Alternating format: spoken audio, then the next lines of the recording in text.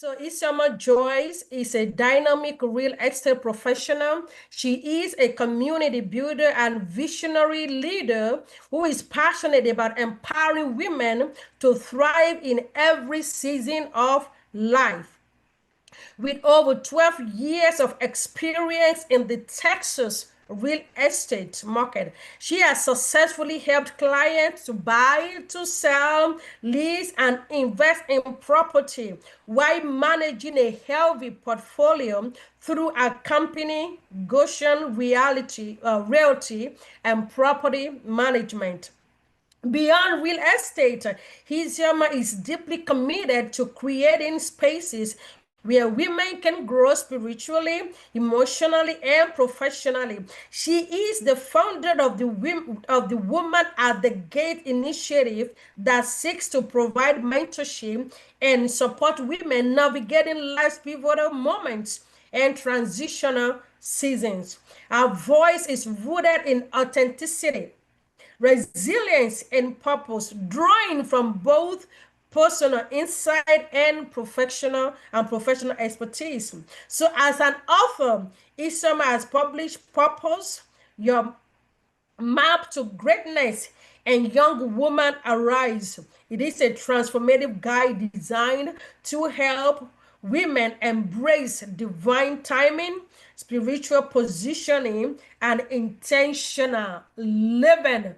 So, guys, join me this morning, this day, as we bring on Lady Isioma Joyce, who is going to be sharing, wealth is God's idea. And I hope you are ready for what is going to be unleashing today. So welcome, welcome, welcome, Lady Isioma Joyce. We are so honored to have you this morning, for you spending your quality time, imparting knowledge, sharing resources with us. So welcome, welcome, welcome, welcome, welcome. All right. Good morning, everyone. Can you see my screen? Yeah, we can see everything. Not the screen Awesome. here, but we can see, yeah. Mhm. I'm happy to be here this morning, and I'm really excited about the topic for this month, Built to Last. It's pretty much ties in with everything we're doing this month. So, Father, I'm your voice. Use me, help me to impact women in Jesus' name. Amen. So, going to talk about wealth is God's idea. First of all, what is wealth? Mm, Wealth is the total market value of physical and intangible assets that a person owns, minus liabilities and debt. Rather than a large income, it's the accumulated stock of valuable resources that provides financial freedom and purchasing power, financial security, freedom, and purchasing power. So I wanted to define that before we go ahead. And what is wealth in God's kingdom? God brings a person into wealth for his purpose. We see from the beginning, Genesis 1, verse 28, he said, God blessed them and God said to them, be fruitful, multiply, increase in number, fill the earth, subdue it, rule over the fish in the sea, the birds in the sky, and over every living creature that moves on the ground. And God said, I will give you seed bearing plants on the face of the earth, and every tree that has fruit in it, it will be yours for food. So, and then I'm just going to give context to this. And then the next slide talks about a parable in Ecclesiastes 9, verse 13. It talked about a poor man who devised a plan that successfully rescued the city. But however, this poor man had the wisdom, but his wisdom was despite because he did not have resources. Deuteronomy 18, verse 18, it says, you shall remember the Lord your God, for it is he that gives you power to get wealth, that he may establish his covenant, which he swore before you and his fathers on this day. Wealth is God's idea. I gave context to all of this because I want us to understand that because sometimes some believers feel, oh, yes, you're going to leave all these resources behind. But one thing I always try to tell people, yes, you're going to die and you're going to leave all these things behind. So yes, your focus is not on acquiring things, but your focus is on using what God has given you to do his purpose while you're still here on earth. Zechariah 1 verse 17, it says, my cities will again flow with prosperity. The Lord will comfort Zion and choose Jerusalem again. God owns all things. We humans are just the mere managers of the resources that are entrusted to us. But we see that in that parable of the poor man who had a lot of wisdom, but he didn't have wealth, he didn't have influence. So, because of that, his wisdom was despised. There are sometimes because we don't have what we want, we don't have the resources, we don't have the time to pursue purpose, we don't have the influence to pursue the things that God has called us to do. We don't have the money and the thing to enter certain places that we can influence power. This is the reason why God wants us to get wealth, not to get money to abuse people or to do wrong things, but when the purpose of a thing is known, the desire becomes different. True biblical wealth is measured by how one helps the poor and not by using fleeting worldly resources, but building a legacy. The Bible says that a good man leaves an inheritance for his children's children. So we ought to be intentional about building wealth. It's God's idea. It's God's plan for you. It's what God wants you to do. God wants you to build. And so today we're going to be talking about creating systems of wealth through real estate.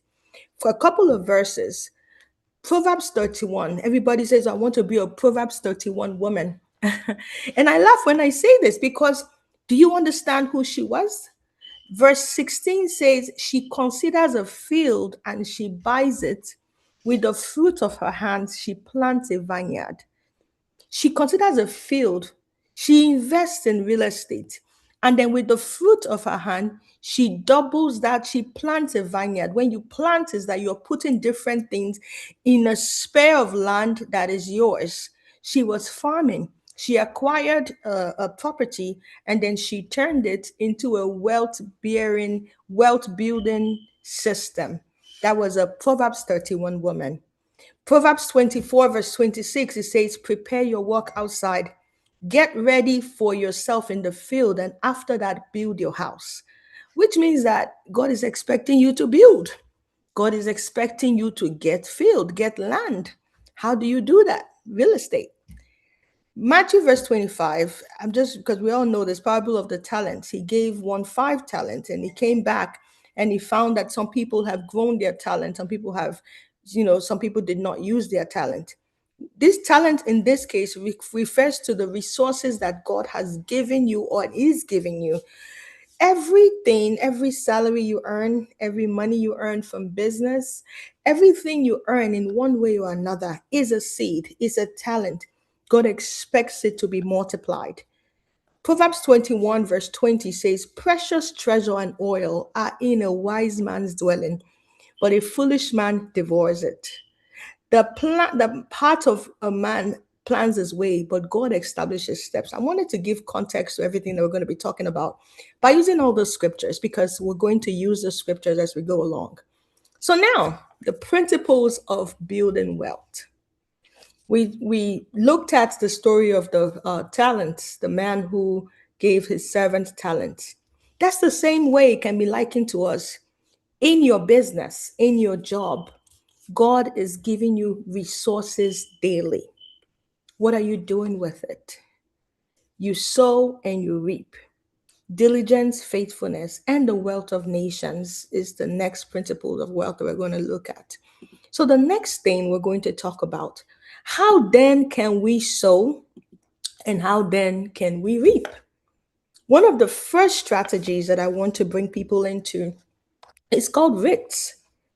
REITs is real estate shares that you can buy.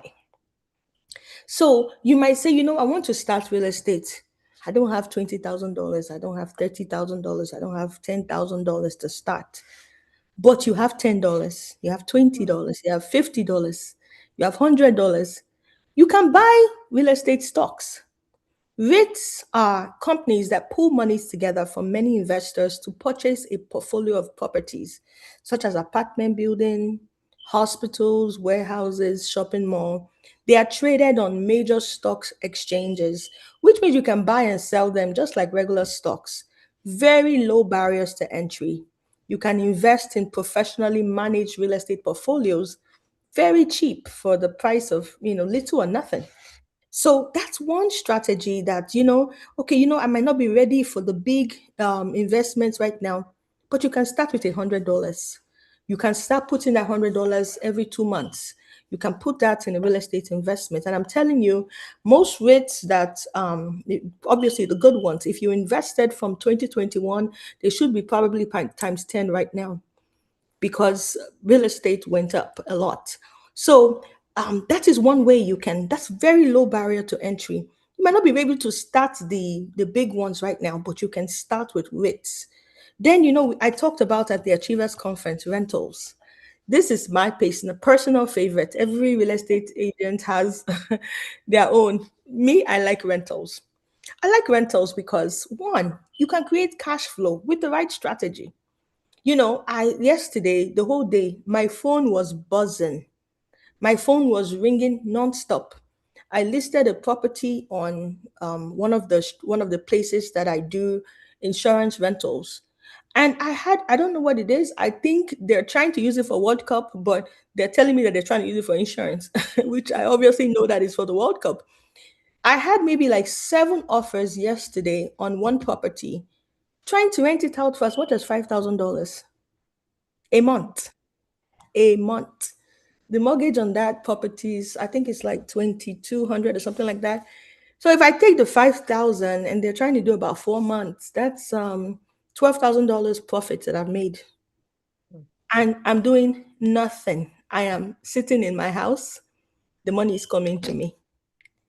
And this is practical ways. So, for example, if I have 4 properties now that are all rented out for insurance, how much is that? Let's calculate together. 2,000 a month times 4 is 8,000 times 8,000 times 4 months is $32,000 that I'm going to make doing nothing. Absolutely nothing. People are going to stay in the house that is furnished, and I have made $32,000 without telling anybody what I've done. So if somebody has 10 properties that they are using for this, how much have they made? Lots of money. So we don't have to do this rat race of running to hours, running to clocking in, clocking out. It's exhausting. I mean, I'm a therapist too. I'm an occupational therapist. So I see patients, and I'm telling you, I get tired. I don't want to do that for the rest of my life. you know, I don't want to be running all over Houston, running from Woodlands to Cypress to Katy. I get tired.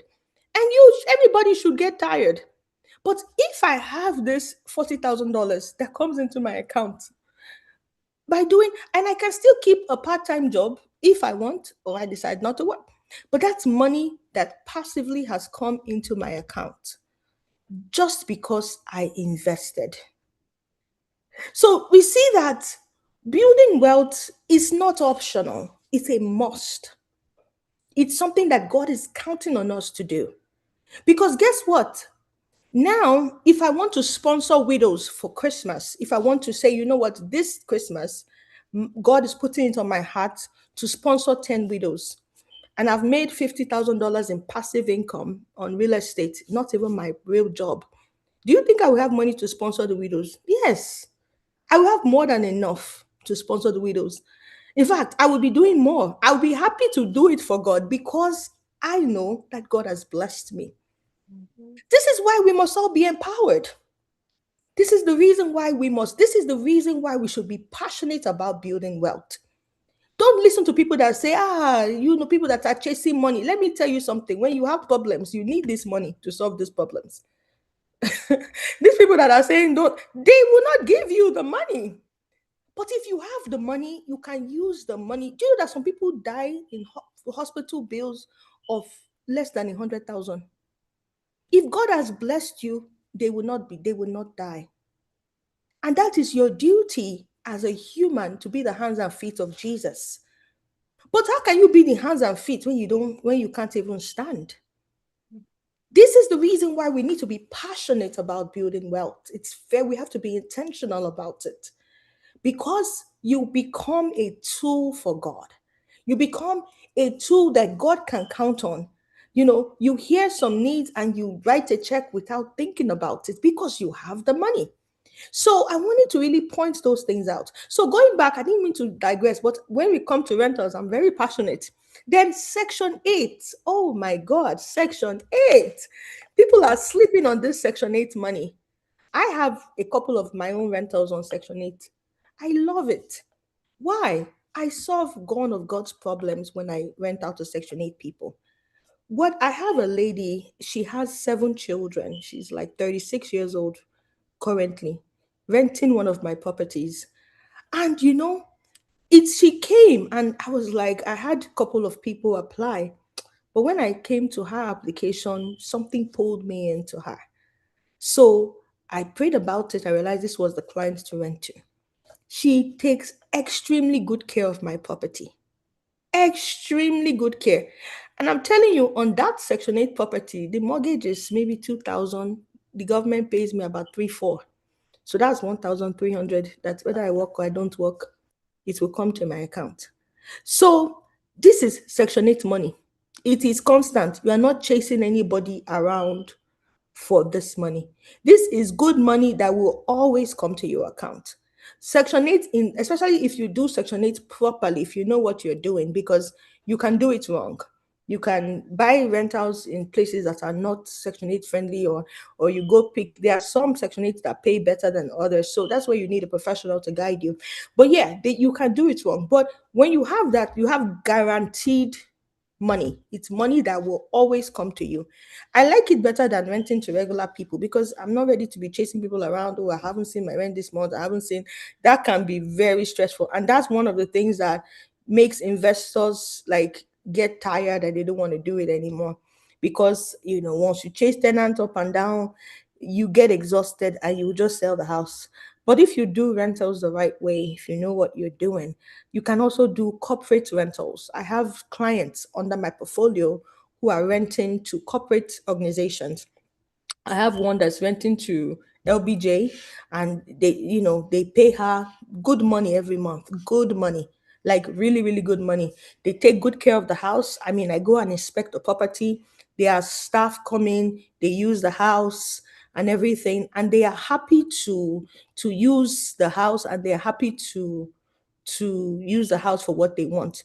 They pay my client, they keep the house clean, everything is good. That's a good investment because it's been rented to a corporate organization. So rentals, I talked about the insurance, the short-term insurances, talked about the Section 8, I talked about the renting out to individuals and things like that. I love rentals. I like that's one of the best ways I invest. People do different things, but rentals is my thing. I like it. Another one is fix and flip. Okay, so fix and flip. There are a lot of people on the internet telling you, come, let me teach you how to fix and flip. I always tell my clients, be careful. Be very careful on this because there are times where people buy bad properties and you've dumping so much money on a house that you don't even know how much it's going to take to finish fixing. That's a bad investment because most times, in fact, I had somebody come to me recently.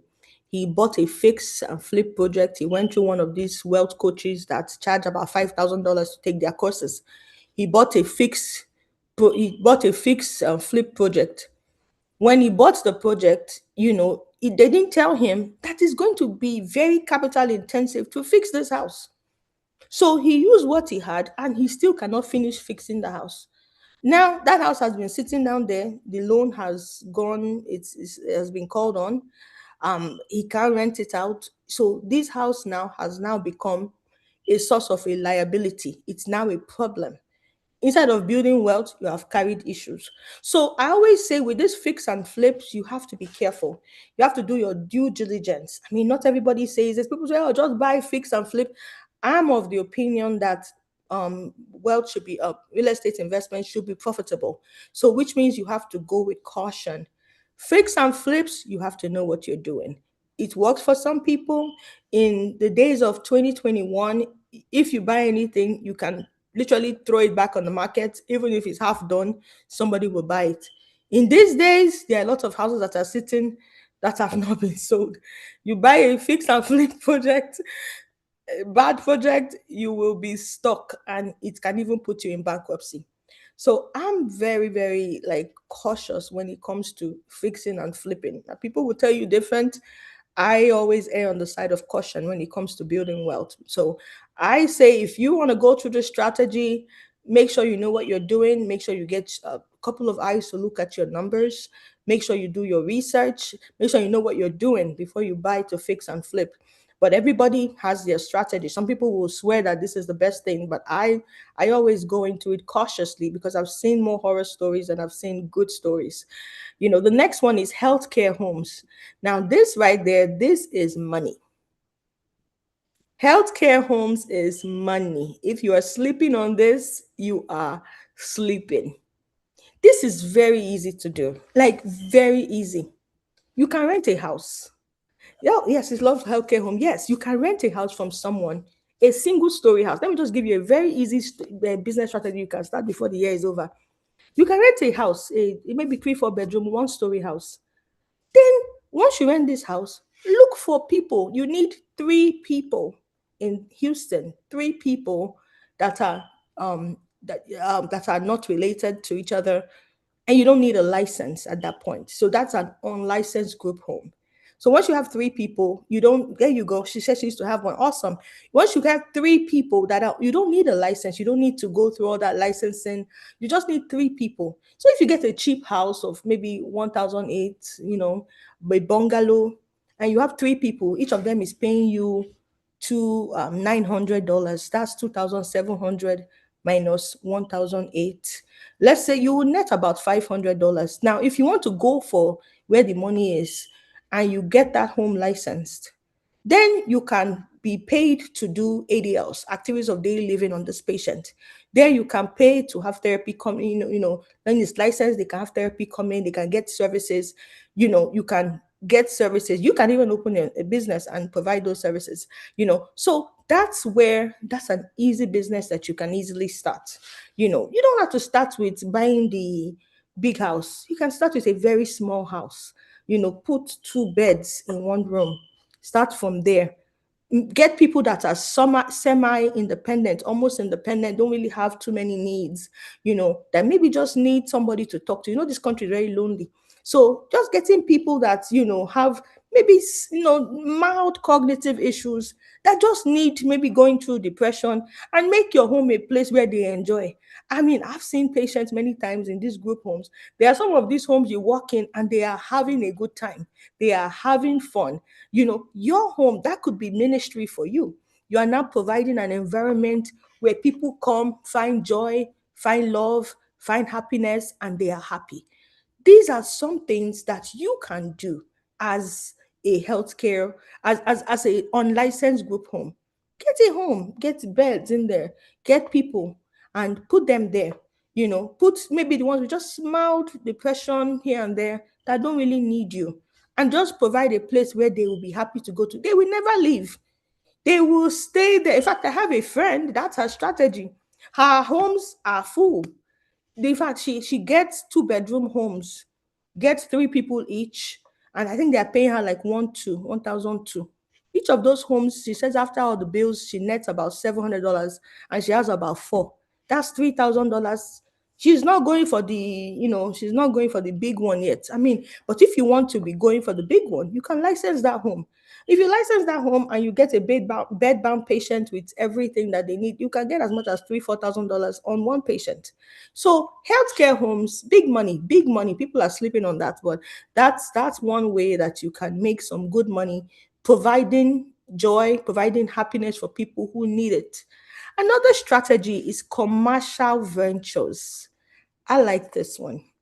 You can buy a apartment complex. No, not apartment complex, like a complex with shops in there. You can buy that, you can buy the shops, and then a big complex, and you can divide it into shops that you can rent out. Now we know commercial leases here are expensive. People that want to start business, some of them cannot afford big shops. But your complex can divide it into like maybe square meters where they can rent out. Divide it, get the city permits to get it divided into where people can own their own shops.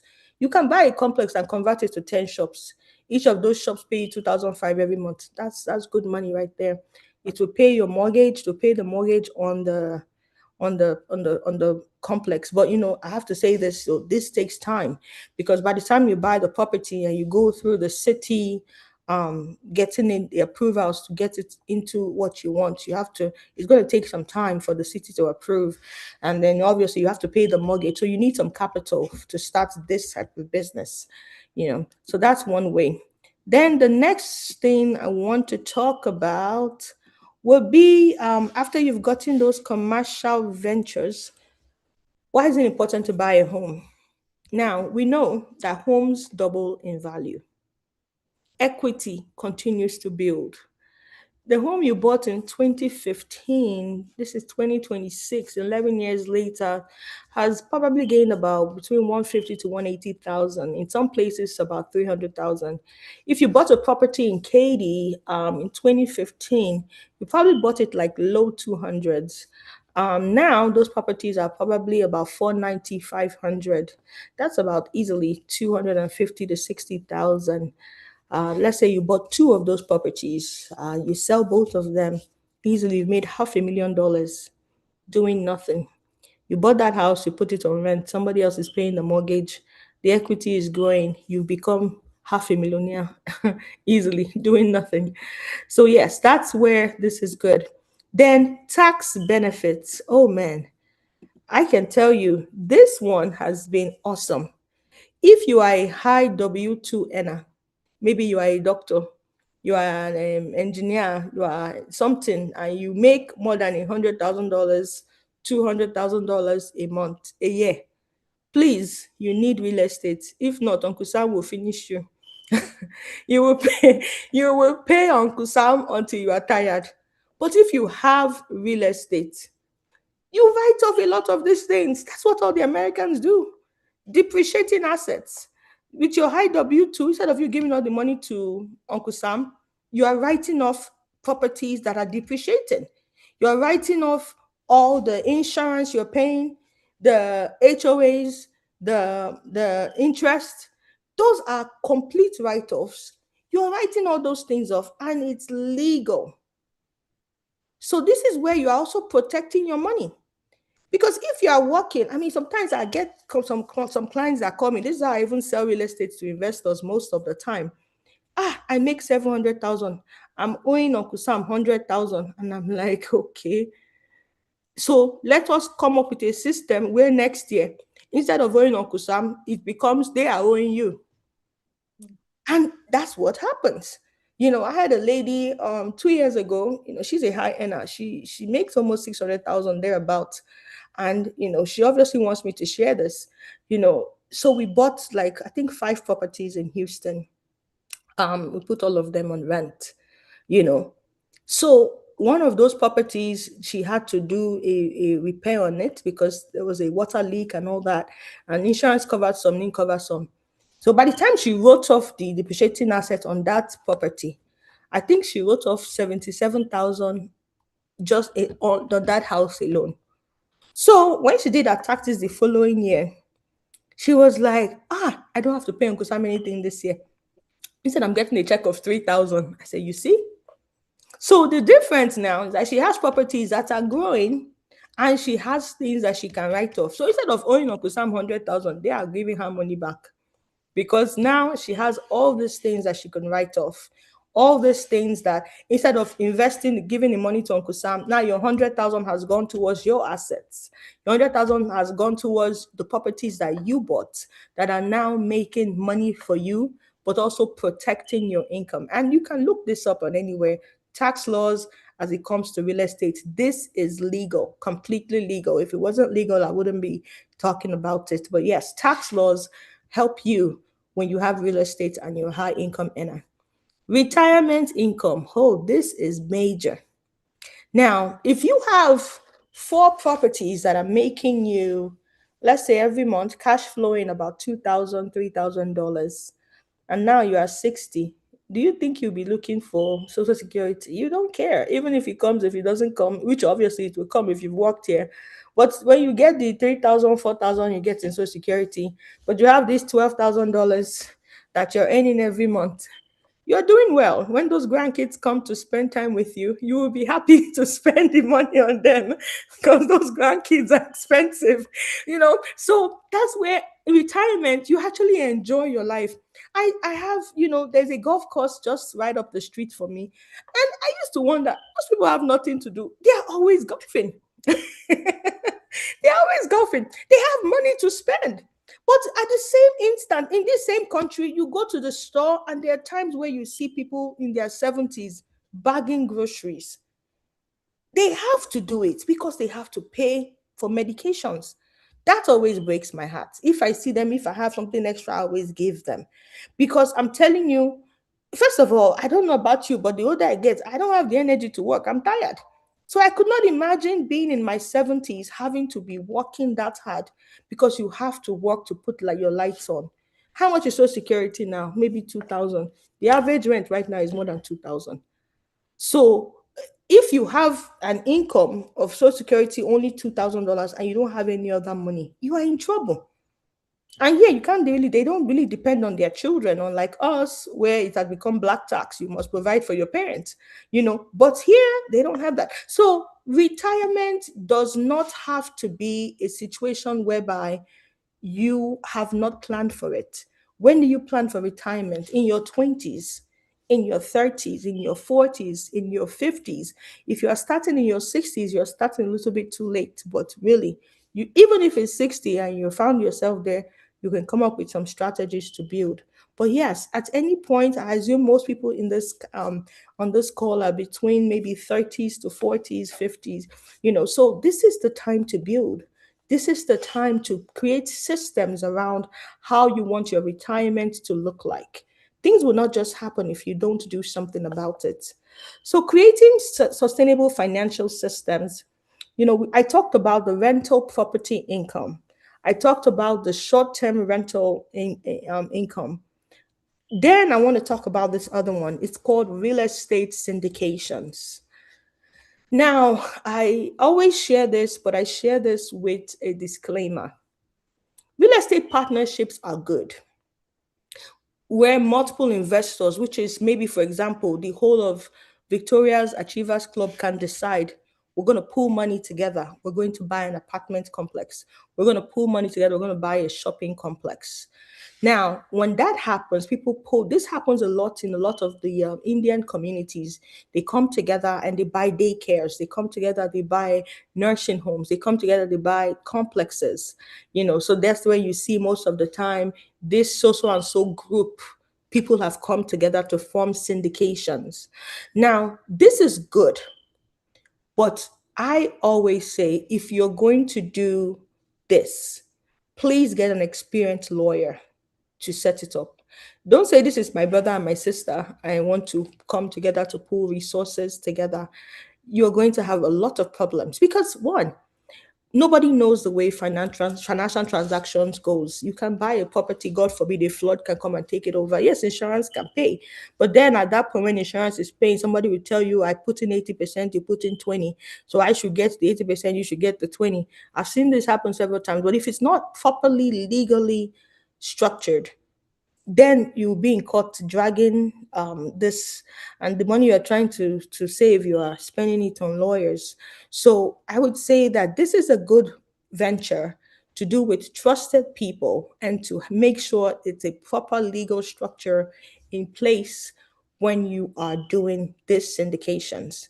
There are great ways to put resources together. Indians do it all the time, the Chinese do it on top, the Jewish do it all the time. They come together and they partner and they buy something. But when there is a structure in place, everybody knows I own 5% of the business, I own 10%, I own 15%, I own 20%. There is clear percentages on who owns what. Those are good. Now, if you don't have that, if you don't have a proper legal structure, this is the first lawsuit. This is lawsuits arena. So I always say be cautious on this model. It's good when they're making money, but it's really bad when there's trouble. So this one, I always be careful. It's good. So positioning yourself for long-term growth. Every time you want to buy real estate, you have to think like an investor, not just a buyer. When you buy real estate, I always when clients come to me to purchase real estate, maybe their first property, I tell them, why are you buying this house? Oh, I want a nice house for my family. I would say, 5 years from now, what do you want to do with this house? And I tell them, I say, 5 years from now, I hope to not find you in this house. 5 years from now, I hope that you've put this house on rent and gotten another one. You always have to think of when you're buying something, not thinking of I personally believe you buy that $1 million, $2 million house after you have acquired many properties that can pay for this $1 million house. Because I said it at the meeting at the Victoria Activists conference, that you see people with this $3 4 million house. I see it all the time. You look glorious on the outside, but inside they are going to bankruptcy. They are struggling. You don't want that. You have to think of investment long term. What am I going to do with this? Now, I can tell you for free, you can't rent a $3 million house easily. Who is going to buy it? Who is going to rent it? If I would pay $30,000 a month for your house, why don't I buy multiple of my own? You can't rent it out. So, most times when people who buy those properties have problems, they go into bankruptcy because you can't sell it quickly unless if it's in a very prime location. Because most times those properties, how many people have the $300,000 to put down payment? It becomes a high commodity asset. So at that point, it becomes harder to get rid of. So think of investment from that perspective as an investor. Don't just buy properties. This property, every property you buy, if something happens to me today, can I throw this property quickly to rent? That's why when people go into foreclosures, I always say that sometimes people we get these foreclosure reports every Tuesday. Every Tuesday we get them. And I'm always so sad because so many of our, African people's names are on the list. And I feel so bad because I said this person did not think like an investor when purchasing this property. They bought this property as a buyer. But when things get hard, you know, if life can happen to anybody, and we pray that it doesn't happen. But if it ever did happen, a house that you bought for $400,000, you can easily rent it out. And before it goes into foreclosure, you can put it on rent and move to an apartment or do whatever you have to do or move and stay with family. But a house of 800,000, who is going to rent it for 8K? Where will I see that tenant? And if I do have to rent it out for you, most times I end up renting it out for less, just so that you can, not go through the whole thing of paying $6,000, $7,000 a mortgage. If I can find a $4,000, $5,000 renter, I put them in there just so you don't go into foreclosure. So now you are paying maybe 2,000 extra. The tenant is paying 4,000. At least we are saving you from going over. This is reality. This is the reality of what we see in this business. This is why I'm always cautious of telling people, don't just buy. Buy with investing in mind. Buy with thinking of all the things that could happen when you purchase property. And sometimes I tend to hold my tongue because sometimes it might get me in trouble, because sometimes I'm looking at this client and I'm telling them, please don't buy this. This is trouble. This is trouble coming. Sometimes they listen to me, sometimes they don't. And I can tell you, most times, people who don't listen to me and I can foresee trouble, we always see trouble. Because I've been in this business long enough I can see this handwriting on the wall that this is trouble that is coming. So, but I would say this: buy as an investor. When you are buying as an investor, you are thinking of all the things that could go wrong. Investors are very meticulous when it comes to spending their money. That's how we children of God have to be too. When you're making purchases, you have to think about it as an investor, as a profitable anything you're buying has to be profitable to you. So we have to think of investing from that perspective. Then your credit is your tool. You have to hold it, use it wisely. Don't buy every car that is available. No, Your credit is your tool. Use your credit wisely. Don't go sign for people unless, I mean, I don't know, there are situations maybe you have to, maybe you've got them, but your credit is your tool. Keep your debt to income ratio low because the next opportunity always presents itself. There are times when even if you cannot get traditional financing, you can get cash, you can get hard money investors. Always think, am I building a retirement portfolio? Am I buying for appreciation or cash flow? Always think legacy. Build for your children's children. So we're almost rounding up here. The last model here is called the SABS model. This is one thing I want people to take away from this. The SABS model, when it comes to investing, is one, is you always think of one, strengthening active models. So, for example, generate income from buying, from selling, fix and flip, rental incomes. That is already a model you have created. One. So you come up with in your mind, this is the model, this is what I want to do. I want to do this, I want to do that. That is an active model that you've created. The second one, you have to generate cash flowing assets. Whatever you're buying has to make you money. The fourth one is how to build recurring revenue, whatever you're doing. The revenue has to come consistently. How can you do that? The last one, how can you create scalable system for property management? This is a big deal. If you buy properties, you don't manage it properly, you don't put things in place to manage it, you don't know when the air filters need to be changed. That is easily $4,000, $5,000 AC repair every year. You don't know when you need to pay certain things in the house. You're forgetting the HOA, all those things. Those are problems. You've rented it out. You don't inspect your house. You don't go there. You are believing everything. Problem. So scalable system property management, very important. And this is both for residential and commercial properties. Then the last one, I want everybody to think of this in this way. Your strengths. What are your strengths in buying? What are your weaknesses? What opportunities? What are the threats? And then lastly, I've been doing this for a long time, lots of experience. I'm licensed to practice in Texas. If you need to buy, sell, lease, invest, hey, reach out to me. I have all the gist on this. Also, I also run a program. We do it currently at different points. It's called a Proverbs 31 course coaching program. We have a couple of dates coming up, the 3rd and the 5th of July. If you're interested in this, we go into in-depth plans. Everybody that comes into this course will leave with a worksheet of 5 things you can do to start before December, to start your own business, to start your own scaling things. You will come up, you will have at least 5 things that you will leave with plan A, plan B, plan C. So thank you very much. I just wanted to share that with everybody. If you have any questions, please jump in. Oh, thank you so, so, so much. Oh my God. We are so grateful to be having you this time. Thank you. This Thank has you. been a lot of information, guys, and she simplifies the process of this. Even myself, I was taking notes. Sometimes we think that to start in real estate, acquiring your own portfolio and everything is huge amount of money, but she's broken it down. She started with the REIT where you can be part of big things, but in a very small way. You can Yes. start very small way. So if anybody have any question, I want you can raise your hand.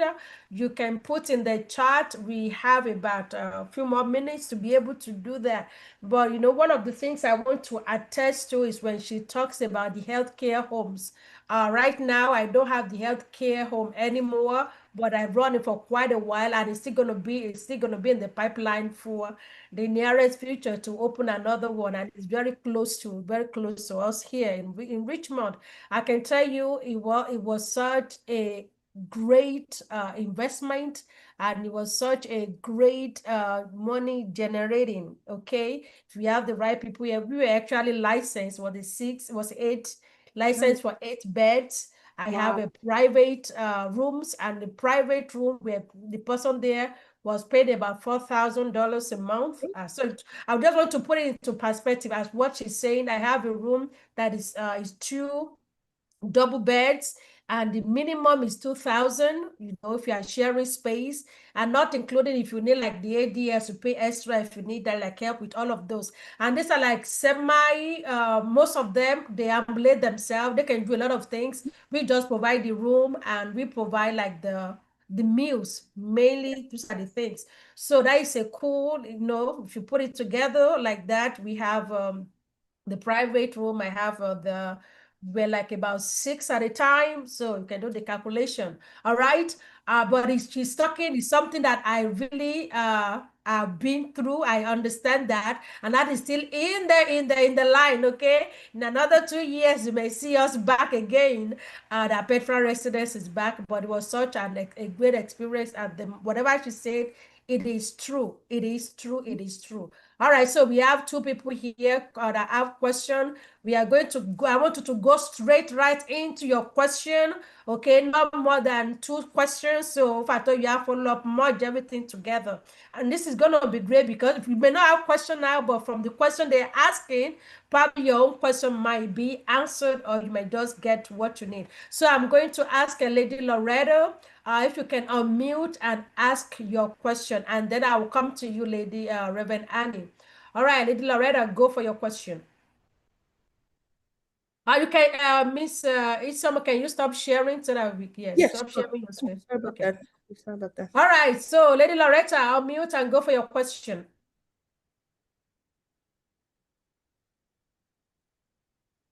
We are not hearing you if you're talking. How do you put it in the chat?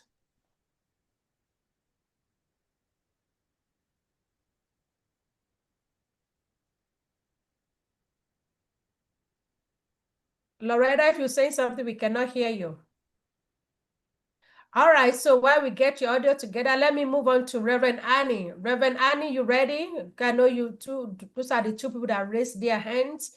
If you have questions, you can raise your hand or you can put something in the chat and then we can be able to acknowledge that. Reverend Annie, go ahead. Yes, ma'am. Good morning to you and everyone else. Morning. Good morning. I'm sorry I came in late though, but from the little that I've heard, I have this question. Mhm. On the healthcare homes, Ms. Joyce, Yes. please, are you are you able to do that in an apartment or it has to be a home? Um, that's a question. So one of the things that you want to think about with those homes, how can you reduce the liability for yourself? That's what I will leave it as. I will not tell you yes or no. In an apartment, it's not a controlled environment. People are prone to, maybe your resident escapes at night and comes out and goes and breaks the neighbor's apartment. That's lawsuit for you. So I can't tell you that this is this is yes or no, but I will tell you that you always have to think of liability when you run things like that. In a Okay. home, less liability, which is obviously something that you'll be able to control better. You can put locks around, you can have cameras on every corner, which you can't Mm. do in an apartment. So that's a question. It's something that I will leave to you to decide on that based on your. Okay, so the best thing for you to do that you would like to do to limit liability. Absolutely, yes. Okay. She has And spoken well. Let me tell you later, Reverend Annie, I yes, ma'am. recommend people have one-story house, not even two-story building. Like you said, it's about liability. And Mm-hmm. you're thinking, if you're thinking as an investor or thinking like down the road, you want to license it. Mm-hmm. No, I've gone through licensing for a home. They will not license an apartment. At Okay, all. they will not license an apartment. So that's just uh FYI. Go ahead. I think you have Okay, another thank you. question. I have one more question. I don't know if it's one, but let me ask first. uh, um, my next question, on the last event, Ms. Joyce, you mentioned something about that somebody could start a real estate business with $100. In fact, I think I caught I came in when you were talking about like stocks and things like that.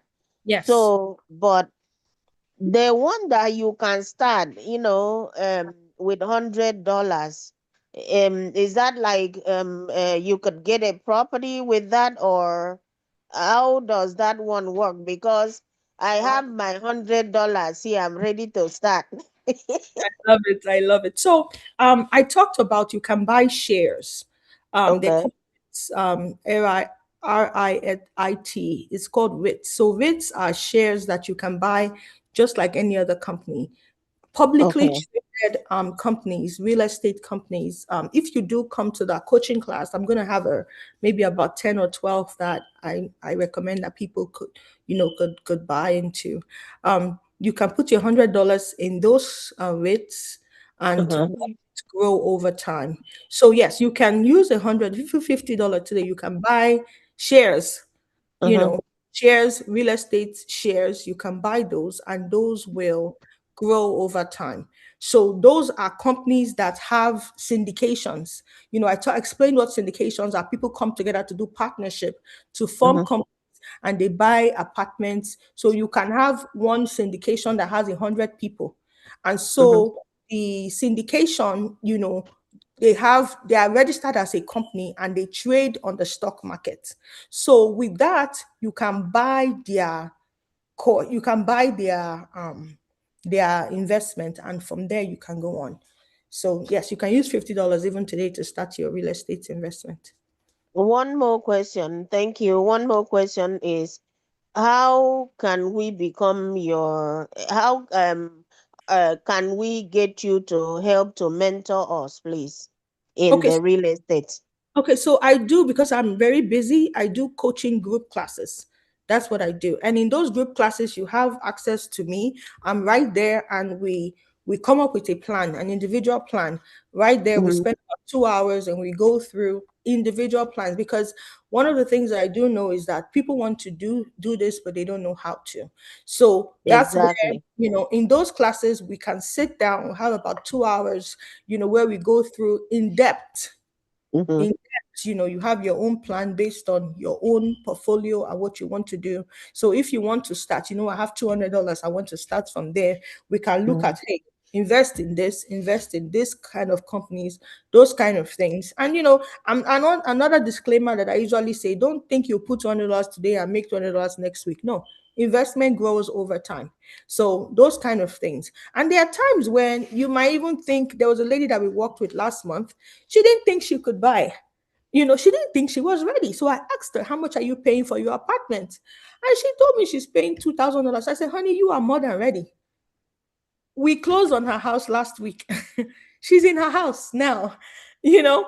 And I told her, in 2 years, I want to rent out this house. I'm coming to drag you out of this house. I'm going to rent out, because that house is in a prime location. I said, even if you don't want to, I will disturb you until you rent out this house, because you must buy another one. So she didn't think she was ready. But if you are paying $2,000 right now for rent, you are ready to buy a house. Okay, please. I would Thank Yes. you, ma. be, So can you, I would Lady be Isioma, I very want you to, interested. I'm sorry. yeah, I want you to share your screen that has the information Okay. uh, about connecting with you. Let's leave it on for a few minutes so people can take a screenshot, and Okay. then we switch over to the coaching one. So if you want to take the information now, please you can take a screenshot of your on your phone to be able to get our contact information right here. Glory, if you see here, me put a number in the chat as well. Gloria, let me see if you see here. Let me copy the number and put it in the chat so that in case the screen is not available, you can have access to that. So this is can do a screenshot right now. God knows some people may have other questions. If you want to follow up with her, she's putting the information right on the screen. 409. That is our phone number. Let me say it also in case. And then we're going to move on to the next slide. 409 655 1574 for you to connect with her and be able to, join probably our coaching, buy your house, get information on the REIT. 409-655-1574. I hope you guys got it. All right, so now let's switch over to the next slide that talks about the Please, 21 coaching. Uh, please, yes. ma, I just want to say thank you. Thank you so much. Thank you. All right. Thank you. Thank you, Thank Reverend you. Annie, for that. So this is the Proverb 31 Ladies Investment and Coaching. So two dates are available, the July 3rd or July 5. It's virtual, it's 10 a.m. to 2 p.m. So at least once you get the information, you can send out a message either through WhatsApp or text to get additional information from this for the coaching. So you know where to go and sign up. Okay, this is a paid session. I believe. So it is a course, so and we have two dates. So take a screenshot of it as well if you need that screenshot for later on. Okay. So any other, I think Lady Loretta, I don't know if that answer your question about our contract or you have additional question you want to ask, you can unmute if you ask any other question you want to ask her. We are kind of Oh, like winding down to the last minute. yeah, that answered my question, but I just wanted to be sure the phone number I see in the chat, that's her phone number, right? Yes. Okay, okay. Thank you. I'll definitely call back. Thank you so much for the time. Thank you. Thank you, thank you. Any other person have any other question? We're talking about wealth. Sometimes you think about maybe until you have 20, 30, 40,000 before you start. You can always start with little bit. But the thing is, the people you get information from matters, okay? There are a lot of people online that will telling you come to this class, 1,000. People have said to me, I'm like, I don't want to go. Because the thing is, some people are out there to get your money. All right. So if you don't have the right information, if you don't write people that can work with you, that you trust, that when you call them, they will respond to you. You want to think twice about investing in such thing like that. So many things on the internet. Anybody can do anything, can proclaim to be this Mm-hmm. and that. But do they have the integrity? Do they have the experience? Do they have the resilience? Are they someone who is available to work with you and guide you through? Some people we could just collect your money, and let me tell you, that is the end of it. You are left to figure things out. So you need somebody who can tell you this is a good investment for you, not at this time. Why are you not considering this? Okay. And like you said, this is not a quick fix money. You invest $100 today, you are calling out tomorrow. Say where is my $200? It takes time, okay? But when you have the right person, she's a person of faith. And let me tell you, people that we bring here, there are people I've vouched for, that I can vouch for. If you have any issue with them, come to me. We will enter the Yeah. same trust, like they will say in my things. But these are people that you can trust, okay? So get the right information, get the right person that will walk you through whatever it is that you need to do when it comes to um, information like this. Money matters, but you need the right people to walk you through, to guide you through. People are not running away, okay? People that you know that they're in for the long haul. It's not to make money quick and then leave you, right out dry.